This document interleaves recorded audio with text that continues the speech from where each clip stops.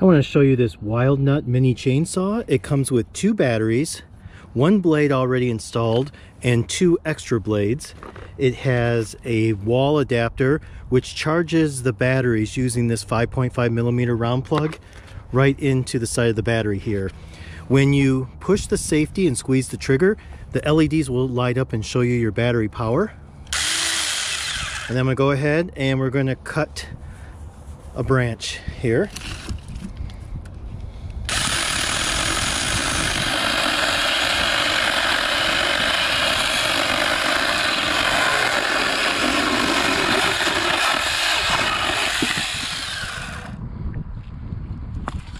And this is the Wildnut mini chainsaw.